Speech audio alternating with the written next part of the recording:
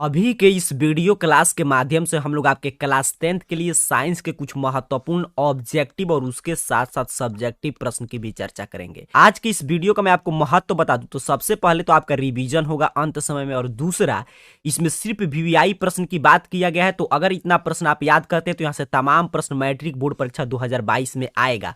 और ऑब्जेक्टिव के साथ साथ सब्जेक्टिव अर्थात कि साइंस का आपका ऑब्जेक्टिव और जो लघु उत्तरीय दीर्घ उत्तरीय प्रश्न आपके फिजिक्स से, फिर केमिस्ट्री से और बायो से पूछे जाते हैं, उन सभी प्रश्नों की चर्चा करेंगे। और सिर्फ महत्वपूर्ण प्रश्न यहाँ पे आप देख रहे हैं एग्जाम के अनुरूप इस मॉडल पेपर को तैयार किया गया है। तो यहां से तैयार हो जाइए, जब तक ऑब्जेक्टिव प्रश्न चल रहा है तब तक आंसर देते चलिएगा, नहीं मालूम होगा तो याद करते चलिएगा, और जो सब्जेक्टिव प्रश्न आएगा उसको ध्यान से समझिएगा, आपको क्लास में ही याद हो जाएगा। बिल्कुल यहाँ पे देख रहे हैं एग्जाम के अनुरूप प्रश्न को तैयार किया गया है। चलिए शुरुआत करते हैं सबसे पहले ऑब्जेक्टिव प्रश्न से। पहला प्रश्न आपके स्क्रीन पे आ गया। क्या कह रहा है प्रश्न आपसे कि वास्तविक प्रतिबिंब की प्रकृति कैसी होती है। आपको बताना है कि वास्तविक प्रतिबिंब का प्रकृति कैसा होता है। यहाँ पे पूछ रहा है the nature of image is. English medium वाले छात्रों के लिए प्रश्न है, क्योंकि एग्जाम में ऐसे ही इंग्लिश और हिंदी दोनों माध्यम में प्रश्न आएगा। आंसर दीजिए, इस प्रश्न का सही आंसर क्या होगा, और नहीं मालूम है तो याद रखेंगे उल्टा। क्योंकि वास्तविक प्रतिबिंब पूछा है तो आप जानते हैं कि जो वास्तविक प्रतिबिंब क्या होता है, किरणों के वास्तविक कटान से बनता है। अर्थात कि प्रकाश के किरणों का जब परावर्तन या अपवर्तन के बाद जिस बिंदु पर मिलती होती है उसे हम क्या बोलते हैं, वास्तविक प्रतिबिंब। और वास्तविक प्रतिबिंब हमेशा उल्टा बनता है, उसके साथ साथ इसे पर्दे पे प्राप्त किया जा सकता है। तो ऑप्शन बी इस प्रश्न का सही आंसर आपको याद रखना है। चलिए आगे बढ़ते हैं, दूसरे नंबर प्रश्न को देखते हैं। प्रश्न क्या कह रहा है कि किसी माध्यम के अपवर्तनांक का मान होता है। आपको बताना है कि इसमें से किसी माध्यम का अपवर्तनांक का मान क्या होता है सर। तो आप जानते हैं अपवर्तनांक पूछ रहा है तो इसमें क्या होगा, साइन आई बटा साइन आर। जो भी छात्र कमेंट कर रहे हैं ऑप्शन ए आपका आंसर बिल्कुल सही है। नहीं मालूम होगा तो मैं सही आंसर बता रहा हूं, याद करते चलेगा, क्योंकि एग्जाम के अनुरूप प्रश्न पत्र को सेट किया गया है, यहां से खूब प्रश्न आएगा। तो यहां पे आपको ये नहीं समझना है कि बी पे यहाँ पे क्या सही आंसर था। ऑप्शन ए इस प्रश्न का सही आंसर है, साइन ए बटा साइन आर, जिसे आप म्यू से सूचित करते हैं, यही होता है अपवर्तनांक। आगे बढ़ते हैं, तीसरे नंबर प्रश्न की बात करते हैं। प्रश्न क्या कह रहा है, स्पेक्ट्रम प्राप्त करने के लिए किसका उपयोग किया जाता है। इसमें से किसका उपयोग करके हम लोग स्पेक्ट्रम प्राप्त कर सकते हैं। यहाँ पे इंग्लिश मीडियम वाले छात्रों के लिए प्रश्न है, जल्दी से बताइए इस प्रश्न का सही आंसर क्या होगा। तो जो भी विद्यार्थी कह रहे हैं कि सर इसका राइट आंसर ऑप्शन डी कर दीजिए, तो आपका बिल्कुल सही है। प्रिज्म से हम लोग क्या प्राप्त करते हैं, स्पेक्ट्रम। आप स्पेक्ट्रम समझ रहे हैं, प्रिज्म से हम लोग प्राप्त करते हैं, तो ऑप्शन डी इस प्रश्न का सही आंसर करेंगे। बिल्कुल सही, काफी विद्यार्थी सही सही आंसर दे रहे हैं। तो अगर डेली आप लाइव चैट में आंसर कमेंट करना चाहते हैं तो डेली 6:30 PM पे क्लास ज्वाइन कीजिए। ऐसे ऑनलाइन वीडियोस अवेलेबल है यूट्यूब पे, तो आप अगर सब्सक्राइब करके चैनल को रखें तो कभी भी क्लास को देख सकते हैं। क्योंकि परीक्षा में कम समय है, तो जितना ही परीक्षा नजदीक आएगा उतना ही हम लोग सिर्फ महत्वपूर्ण प्रश्न की बात करेंगे।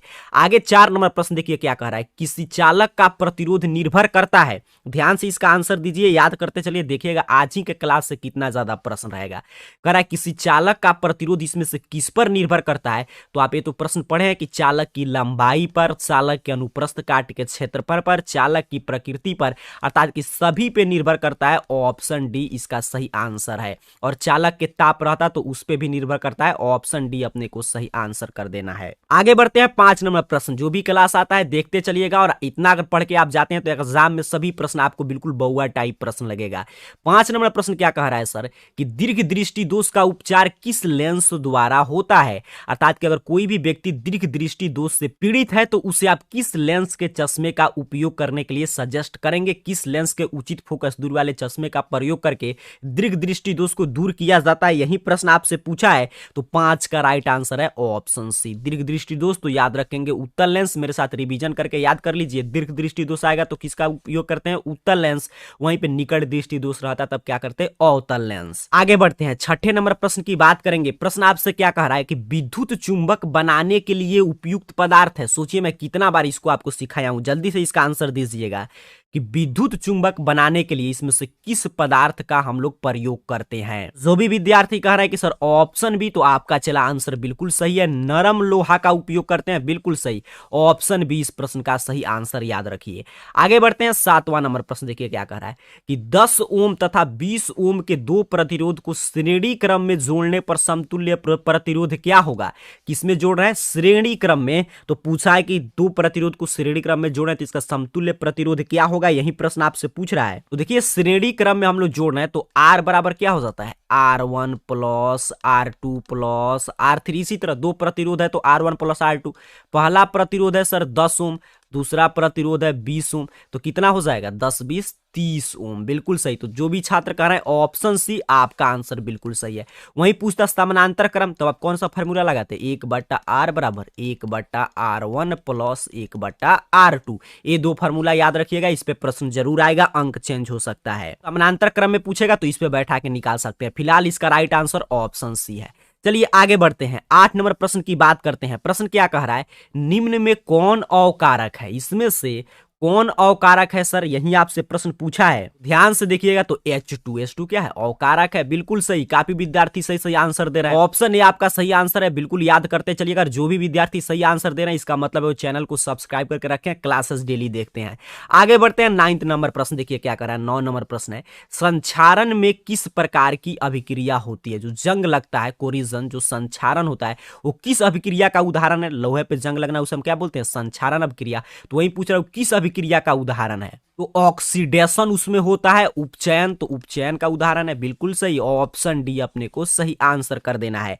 आगे बढ़ते हैं, 10 नंबर प्रश्न देखते हैं क्या पूछ रहा है। सिर्फ महत्वपूर्ण प्रश्न है, कह रहा है निम्न में कौन दुर्बल अम्ल है। देखिए वीक एसिड पूछा है, स्ट्रॉन्ग एसिड, वीक एसिड, ये सभी आपके अम्ल क्षारक लवण चैप्टर में है।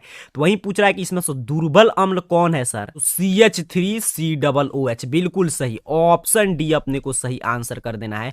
CH3COOH जो है ये दुर्बल अम्ल की श्रेणी में आता है, तो ऑप्शन डी सही आंसर। आगे बढ़ते हैं, 11 नंबर प्रश्न को समझते हैं। प्रश्न अपने से क्या कह रहा है कि निम्न में से कौन सी धातु अम्ल और क्षार दोनों से अभिक्रिया करती है, अर्थात कि कौन सा धातु है जो एसिड एंड बेस दोनों से अभिक्रिया करता है। 11 नंबर प्रश्न का जो भी विद्यार्थी कह रहे हैं कि सर ऑप्शन डी इसका Zn सही आंसर है, तो बुझिए आपका तैयारी बिल्कुल शानदार है। Zn इसमें से एक ऐसा धातु है जो अम्ल और क्षारक दोनों से अभिक्रिया करता है। जैसे उदाहरण की बात करें तो एक अम्ल को लेकर समझते हैं, तो Zn प्लस HCl, आप जानते हैं Zn प्लस तनु HCl मिलकर क्या बनाता है, जब अधातु है तो क्या बनाएगा, धातु का क्लोराइड और उसके साथ साथ हाइड्रोजन गैस बनाता है। बिल्कुल सिंपल सा बात है, हम लोग पढ़ते हैं धातु जो है अम्ल के साथ अभिक्रिया करके क्या बनाता है, उसका लवण बनाता है, क्लोराइड, और उसके साथ साथ हाइड्रोजन गैस। और देखिए तो अम्ल के साथ अभिक्रिया कर रहा है, और फिर कह रहा है कि क्षार के साथ क्या अभिक्रिया करेगा, तो बिल्कुल करता है। Zn जो है आपके क्षार के साथ, जैसे मान लीजिए NaOH के साथ अभिक्रिया करेगा तो क्या बना देता है, सोडियम जिंकेट बनाता है, अर्थात कि Na2ZnO2 बना देगा, और H2 तो गैस निकलेगा ही निकलेगा। इसीलिए इस प्रश्न का राइट आंसर क्या हो जाएगा, ऑप्शन डी 11 का सही आंसर। यहाँ पे देख रहे हैं आपके पास उदाहरण मैंने लिख दिया। आगे बढ़ते हैं, 12 नंबर प्रश्न की बात करते हैं। प्रश्न क्या कह रहा है कि निम्नलिखित में कौन कॉपर का अयस्क है। बिल्कुल बउआ टाइप प्रश्न, इसका आंसर आपको गलत नहीं करना है। क्या कह रहा है कि कॉपर का अयस्क सर इसमें से कौन है, तो इसका राइट आंसर क्या हो जाए, क्यूपराइट। बिल्कुल सही, क्यूपराइट किसका अयस्क है, कॉपर का, ऑप्शन ए सही आंसर। सीने बार आप जानते हैं किसका अयस्क है, पारा का। बिल्कुल सही, बॉक्साइड तो एल्युमिनियम का।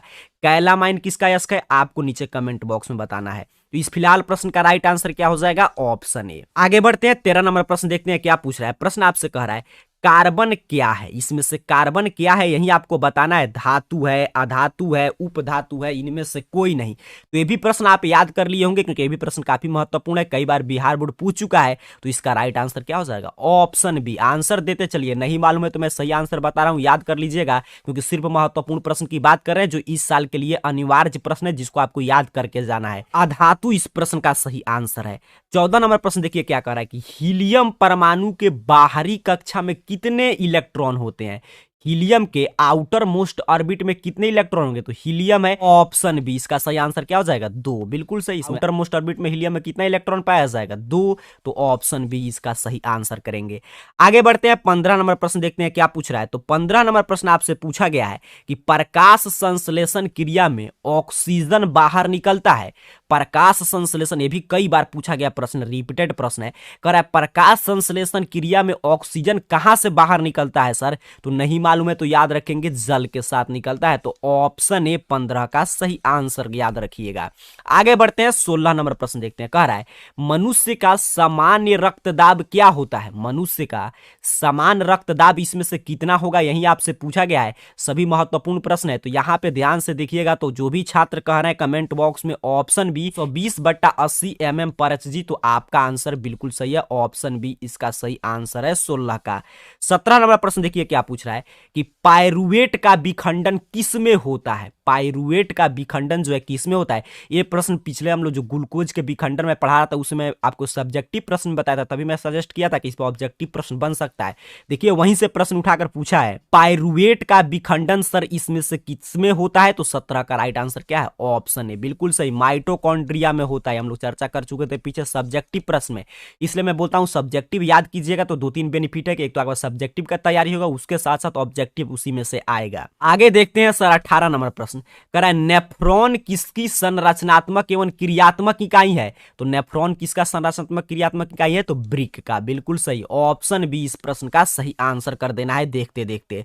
19 नंबर प्रश्न की बात करेंगे। प्रश्न कह रहा है रंध्र का मुख्य कार्य क्या है? मेन फंक्शन ऑफ स्टोमाटिज, स्टोमाट का मेन फंक्शन मुख्य कार्य क्या होता है? तो गैसों का विनिमय एवं वाष्पो उत्सर्जन, गैसों का विनिमय अर्थात के आदान प्रदान और वाष्पो उत्सर्जन, यही रंध्र का प्रमुख कार्य है। तो इसका राइट आंसर ऑप्शन डी, याद करते चलिए। आगे बढ़ते हैं, 20 नंबर प्रश्न देखते हैं क्या पूछ रहा है। प्रश्न कह रहा है निम्न में कौन अलैंगिक जनन की विधि है? आप जानते हैं कि दो तरह के जनन की विधि आपको पढ़ना है, एक लैंगिक जनन एक अलैंगिक जनन, अर्थात एक सेक्सुअल रिप्रोडक्शन एक असेक्सुअल रिप्रोडक्शन।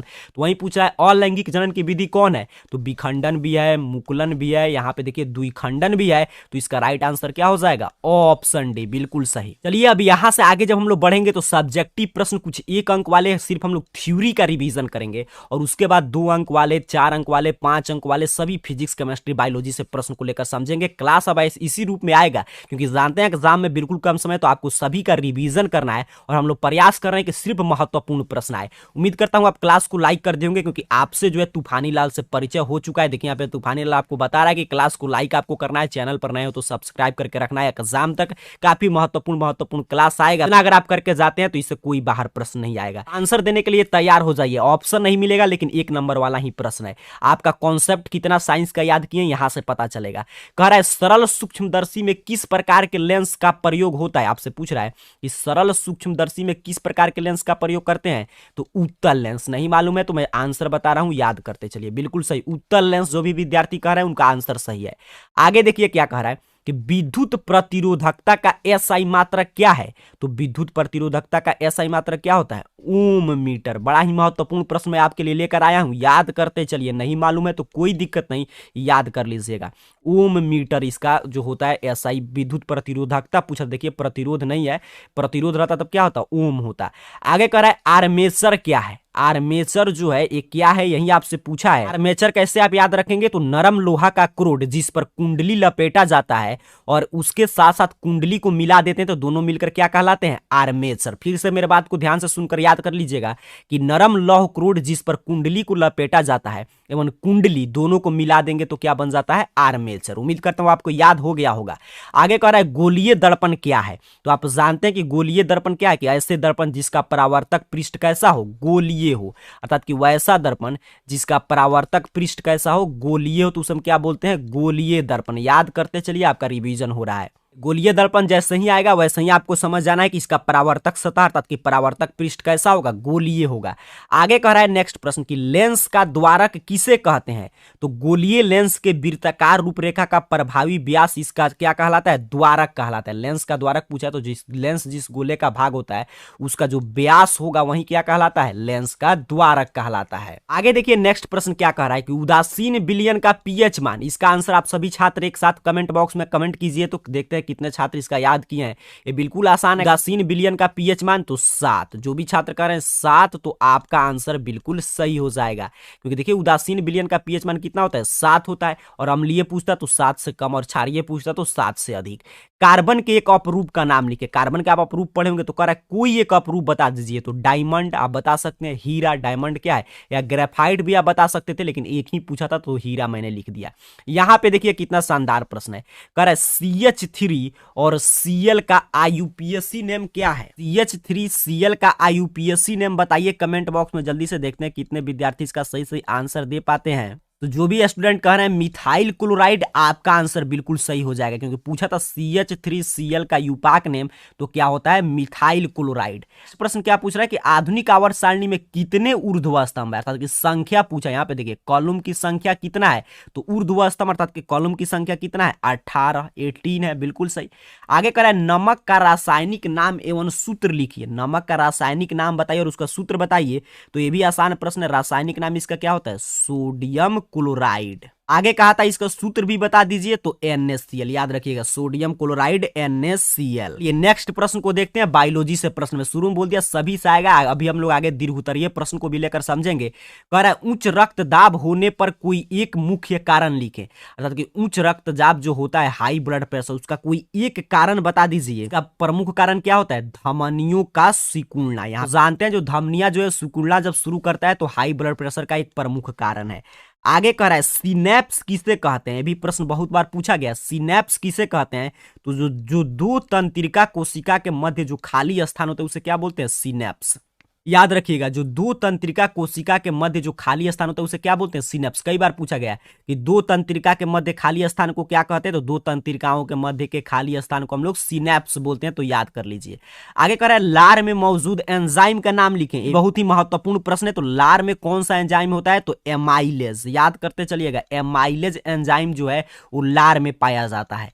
आगे कह रहा है किस जैव प्रक्रम के द्वारा सजीवों में ऊर्जा मिलता है? तो श्वसन। सजीव में ऊर्जा किस जैव प्रक्रम के द्वारा मिलता है? तो श्वसन के द्वारा, बिल्कुल सही, श्वसन इसका सही आंसर हो जाएगा। आगे देखिए क्या कह रहा है कि एक पादप हार्मोन का नाम लिखे जो पौधों के वृद्धि को बढ़ाता है, तो कौन है जो पौधों की वृद्धि को बढ़ाने वाला? ऑक्सीजन। याद रखिएगा ऑक्सीजन इसका सही आंसर है। ये काफी बायोलॉजी से महत्वपूर्ण प्रश्न है, यहां से खूब प्रश्न आएगा, फिर से इसको समझ लीजिए। कह रहा पहला प्रश्न क्या पूछा था कि उच्च रक्तदाब होने का कोई एक कारण बता दीजिए, तो धमनियों का सिकुड़ना एक कारण है। कह रहा सिनेप्स क्या है? तो दो तंत्रिका के मध्य खाली स्थान को क्या कहते हैं? सिनेप्स कहते हैं। पूछा नेक्स्ट कि लार में मौजूद एंजाइम का नाम लिखे, तो एमाइलेज। पूछ रहा है किस जैव प्रक्रम के द्वारा सजीव में ऊर्जा मिलता है? तो श्वसन। आगे कर रहा है कि एक पादप हार्मोन का नाम लिख दीजिए जो पौधों की वृद्धि करता हो, तो ऑक्सीजन होता है। अब आगे सब्जेक्टिव प्रश्न को लेकर समझते हैं। आगे कह रहा है फ्लेमिंग का वाम हस्त का नियम लिखिए। देखिए मैं बोला जो इस साल के लिए सबसे वीवीआई प्रश्न हमें मालूम हो रहा है कि इस साल एक गेस पेपर है, कोई भी आप मार्केट का गेस पेपर खरीद कर पढ़ेंगे उससे सबसे बेहतरीन गेस पेपर ये आपके लिए तैयार करके अपलोड किया जा रहा है। ये भी इस साल के लिए सबसे महत्वपूर्ण प्रश्न है। क्या कह रहा है कि फ्लेमिंग का वाम हस्त नियम लिखिए। तो यहाँ पे देखिए उत्तर आपको इसी तरह लिखना है। ये तो अपना हो गया क्वेश्चन, यहां से इसका उत्तर आपको लिखिएगा। क्या कह रहा है कि फ्लेमिंग ने क्या बताया था कि अपने बाएं हाथ की तर्जनी, मध्यमा तथा अंगूठे को इस प्रकार फैलाएं कि ये तीनों एक दूसरे के लंबवत हो। यहाँ पे देख रहे हैं, यहाँ पे तीनों देख रहे हैं 90 डिग्री के एंगल का कोण बना रहा है, यहाँ पे सभी एक दूसरे पे क्या है? लंबवत है। यदि तर्जनी चुंबकीय क्षेत्र की दिशा और माध्यमा चालक के प्रवाहित विद्युत धारा की दिशा की ओर संकेत करता है, तो अंगूठा चालक के गति की दिशा अथवा चालक पर आरोपित बल की दिशा की ओर संकेत करेगा। काफी महत्वपूर्ण प्रश्न, यहाँ पे पिक्चर बना के आप समझा देंगे कि यहाँ पे देखिए चुंबकीय क्षेत्र का दिशा है, यहाँ पे विद्युत धारा है, यहाँ पे बल है। ये पिक्चर आपको समझ के रखना है कि क्या बताया था फ्लेमिंग ने कि अगर हम अपने बाएं हाथ की तर्जनी, मध्यमा तथा अंगूठा को इस प्रकार फैलाएं कि ये तीनों एक दूसरे के लंबवत हो, तो यदि तर्जनी चुंबकीय क्षेत्र की दिशा, यहाँ पे देख रहे हैं तर्जनी चुंबकीय क्षेत्र की दिशा और माध्यमा जो है चालक में प्रवाहित विद्युत धारा की दिशा की ओर संकेत करेगा, तो अंगूठा चालक की गति की दिशा अथवा चालक पर आरोपित बल की दिशा की ओर संकेत करेगा। इतना आप लिख देंगे, आपको 2 में 2 अंक मिल जाएगा। ये पिक्चर बना दीजिएगा। उम्मीद करता हूं प्रश्न को आप समझ रहे हैं, आपका रिवीजन हो रहा है। नेक्स्ट प्रश्न देखिए क्या पूछ रहा है।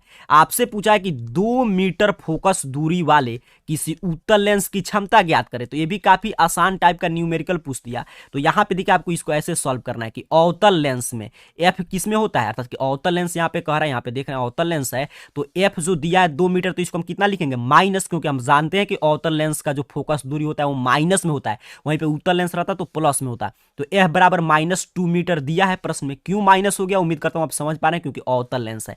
अब लेंस की क्षमता का सूत्र आप जानते हैं, पी बराबर कितना होता है? 1/f। तो 1/-2, तो 1 का आधा कीजिएगा तो 0.5। और लेंस की क्षमता का मात्रक क्या होता है? डायऑप्टर या मीटर इनवर्स। तो यहाँ पे डायऑप्टर लिख दिए, इतना ही, डायऑप्टर -0.5 डी इसका आंसर हो जाएगा। इतना लिख कर बनाइएगा, आपको आसानी से 2 अंक मिल जाएगा। आगे बढ़ते हैं, नेक्स्ट प्रश्न को समझते हैं। नेक्स्ट प्रश्न क्या कर रहा है कि प्लास्टर ऑफ पेरिस की जल के साथ अभिक्रिया के लिए एक समीकरण लिखे। देखिए केमिस्ट्री से प्रश्न है, यहाँ पे क्या कर रहा है कि प्लास्टर ऑफ पेरिस की जल के साथ अभिक्रिया करने का एक समीकरण आप लिख दीजिए। तो आप जानते हैं यहाँ पे उत्तर इसी तरह लिखिएगा, क्योंकि साइंस में सटीक जवाब लिखना चाहिए कि प्लास्टर ऑफ पेरिस की जल के साथ अभिक्रिया के फलस्वरूप क्या बनता है, जिप्सम प्राप्त होता है। यहाँ पे देखिए CaSO4 हाफ H2O, पिछले क्लास में लोग चर्चा किए थे, प्लास्टर ऑफ पेरिस का सूत्र है। यहाँ पे H2O के साथ अभिक्रिया करके क्या बना दिया, यहाँ पे जिप्सम बना दिया। तो यही आपको याद रखना है कि प्लास्टर ऑफ पेरिस जल के साथ अभिक्रिया करके क्या प्राप्त होता है, जिप्सम। आगे अगला प्रश्न देखते हैं, कह रहा है समजातीय श्रेणी क्या है, उदाहरण सहित लिखे। सोचिए कितना महत्वपूर्ण प्रश्न है, यहां से खूब प्रश्न एग्जाम में सीधे सीधे आएगा। कहा क्या पूछा था कि समजातीय श्रेणी क्या है, तो यौगिकों की ऐसी श्रृंखला जिसमें कार्बन श्रृंखला में स्थित हाइड्रोजन में एक ही प्रकार के प्रक्रियात्मक समूह प्रतिस्थापित करता है, उसे क्या बोलते हैं, सजातीय श्रेणी। जैसे CH4 तथा C2H6, इनमें से एक CH4 इकाई का अंतर है, C2H4 C3H8 में एक जो है -CH2 इकाई का अंतर है। इस प्रकार के बने यौगिक को क्या बोलते हैं, समजातीय श्रेणी के यौगिक। तो यहाँ पे देखिए उदाहरण भी पूछा था, बिल्कुल ऐसे ही आप उत्तर लिख देंगे, आपको 2 अंक मिल जाएगा। स्क्रीनशॉट लेकर या वीडियो को लिखकर आंसर जरूर लिखकर याद कर लीजिएगा। आगे अगला प्रश्न देखते हैं, कह रहा है समस्थानिक को परिभाषित करें, Cl के 2 समस्थानिक का नाम लिखे। ये भी प्रश्न काफी महत्वपूर्ण है, खोज कर आपके लिए प्रश्न लाया गया जो महत्वपूर्ण है। क्या कहा कि समस्थानिक का पहले परिभाषा लिखिए, फिर Cl के 2 समस्थानिक। तो आप जानते हैं कि जब 2 तत्वों के परमाणु संख्या समान और परमाणु द्रव्यमान भिन्न हो तो उसे क्या बोलते हैं, समस्थानिक। अर्थात कि जब 2 तत्व रहेंगे, उनका परमाणु संख्या तो समान रहेगा लेकिन परमाणु द्रव्यमान अलग अलग, तो उसे आपस में क्या कहते हैं, समस्थानिक कहते हैं। तो वही कह रहा है क्लोरीन के 2 असमस्थानिक, यहाँ पे Cl का पूछा था, एक Cl35 और एक Cl37, और जो है यहीं पे कंप्लीट हो जाएगा। अगला प्रश्न देखते हैं, बायोलॉजी से है, कह रहा है कि 4 अंतःस्रावी ग्रंथि का नाम आपको लिख दीजिए। ये भी प्रश्न महत्वपूर्ण है। क्या पूछा कि कोई भी 4 अंतःस्रावी ग्रंथि का आपको नाम लिख देना है, तो आप कोई भी 4 लिख सकते हैं कि 4 अंतःस्रावी ग्रंथियां निम्नलिखित है, नीचे 1 2 3 4 ऐसे उत्तर लिखिएगा। पहला क्या है, पिट्यूटरी ग्रंथि, दूसरा क्या है, थायराइड ग्रंथि, तीसरा क्या है, पाराथायराइड ग्रंथि, और चौथा एंड्रिन ग्रंथि। आपको मैं सिर्फ समझा रहा हूं, तो आपको उत्तर इस तरह नहीं लिखना, आपको ऐसे लिखना है कि किन्हीं 4 अंतःस्रावी ग्रंथियों का नाम निम्नलिखित है, 1 2 3 4, 1 पर पिट्यूटरी ग्रंथि, याद रखिए, 2 पर थायराइड, 3 पर पाराथायराइड और 4 पर एंड्रिनल ग्रंथि। अगला प्रश्न देखते हैं, कह रहा है पर्यावरण को बचाने के लिए 3 R क्या है। बिल्कुल VVI महत्वपूर्ण प्रश्न है। कह रहा है पर्यावरण को बचाने के लिए 3 R का क्या मतलब है, तो 3 R का निम्नलिखित मतलब है, यहाँ पे देखिए ऐसे ही लिखिएगा, पर्यावरण को बचाने के लिए 3 R निम्नलिखित है, फिर नीचे 1 2 3, यहाँ पे R1, R सिर्फ यहाँ पे R1 नहीं लिखना आपको, फिर यहाँ पे R दूसरे नंबर पर तीसरा, तब ऐसे लिखिएगा तो उत्तर इससे अच्छा लगेगा।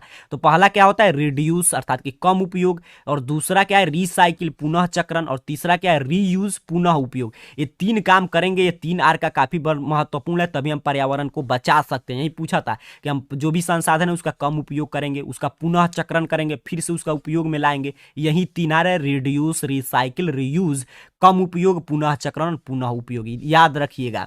आगे बढ़ते हैं, अगले प्रश्न को समझते हैं। कह रहा है लैंगिक जनन क्या है, इसकी विशेषताएं लिखें। सिर्फ महत्वपूर्ण प्रश्न की हम लोग बात कर रहे हैं, ऊपर एक प्रश्न था, आपको इसी तरह लिखना है कि जनन की वह विधि जिसमें 2 भिन्न लिंग अर्थात कि नर और मादा भाग लेते हैं उसे हम क्या बोलते हैं, लैंगिक जनन। बिल्कुल सही, एक बार और परिभाषा को पढ़ लीजिए, याद हो जाएगा कि जनन की वह विधि जिसमें 2 भिन्न लिंग अर्थात नर और मादा भाग लेते हैं उसे लैंगिक जनन कहते हैं। अब कहा था इसकी विशेषता, तो यहाँ पे लिख दीजिएगा एक लाइन की इसकी विशेषता निम्नलिखित है। पहला, लैंगिक जनन से उत्पन्न नए जीव अपने माता पिता के समान भी हो सकते हैं और उन्हें से अलग भी। दूसरा, इस जनन के जीवों में विविधता पाया जाता है। और तीसरा, यह जैव विकास में मदद करता है व नए जीव की उत्पत्ति में सहायक होता है। ये 3 आप लिख देंगे, इतना लिख दीजिएगा, 2 में 2 अंक मिल जाएगा। मैं सिर्फ की पॉइंट बता रहा हूं, आंसर का जो मेन पॉइंट है इतना अगर आपके उत्तर में है इंक्लूड तो समझिए एग्जामिनर आपको अंक दे देगा। तो ये 3 आपको कम से कम इसकी विशेषता बता देना, अधिकतम आप कितना भी बता सकते हैं। बढ़ते हैं नेक्स्ट प्रश्न, क्या कर रहा है, ये भी प्रश्न महत्वपूर्ण है। कह रहा है आपसे कि धमनी और शिरा में अंतर लिखिए। तो आपको लिखना है कि धमनी और शिरा में निम्नलिखित है, और यहाँ पे इस तरह बॉक्स बनाकर कभी भी अंतर लिखिएगा। पहला अंतर यहाँ पे एक साइड में धमनी और एक साइड में शिरा, इसी तरह अंतर कभी लिखना चाहिए। पहला क्या कह रहा है कि धमनी में शुद्ध या ऑक्सीजन जनित रक्त प्रवाहित होता है सिर्फ फुसफुस धमनी को छोड़कर। आप देखिए यहाँ से कितना महत्वपूर्ण प्रश्न मिल गया, पूछेगा कि शुद्ध या ऑक्सीजन जनित रक्त कहाँ प्रवाहित होता है, तो धमनी में। किस धमनी में शुद्ध या ऑक्सीजन जनित रक्त प्रवाहित नहीं होता है? तो फुसफुस धमनी में। ये दो महत्वपूर्ण आपको मिल गया। आगे कह रहा है सीरा में अशुद्ध या डीऑक्सीजन रक्त प्रवाहित होता है, क्योंकि आप जानते हैं शुद्ध रक्त किसे बोलते हैं? जिसमें ऑक्सीजन हो। अशुद्ध रक्त जिसमें ऑक्सीजन नहीं हो, वही बात कह रहा है। और सिर्फ फुसफुस सीरा को छोड़कर। देखिए कितना महत्वपूर्ण बात की जानकारी आपको मिल रहा है। दूसरा अंतर कि धमनी रक्त को हृदय से दूर शरीर के विभिन्न अंग में ले जाता है और सीरा रक्त को हृदय की ओर ले आता है। और तीसरा, धमनी की दीवार मोटी और लचीला होता है, लेकिन सीरा का दीवार की अपेक्षा पतली होता है। ये 3 अंतर आप ऐसे लिख देंगे, क्योंकि 2 अंक का प्रश्न था, तो कम से कम 3 अंतर लिख दीजिएगा, आपको 2 अंक मिल जाएगा। उम्मीद करता हूं साइंस में कुछ आपको नया प्रश्न सीखने को मिला होगा। अगर ऐसे ही क्लास आप कंटिन्यू चाहते हैं तो क्लास को लाइक कीजिएगा और उसके साथ साथ नीचे कमेंट बॉक्स में बताइएगा कि अगर आपके लिए क्लास महत्वपूर्ण है, उपयोगी है, तो ऐसे हम लोग सभी सब्जेक्ट का क्लास लाने का प्रयास करेंगे। तब तक के लिए इन जो भी प्रश्न की चर्चा की है, जरूरी होता है कि इसको आपको याद रखना, तो बार बार देखकर इस वीडियोस को, इस प्रश्न को याद जरूर कर लीजिएगा, क्योंकि यहां से खूब प्रश्न आएगा। आप सभी को बहुत बहुत धन्यवाद।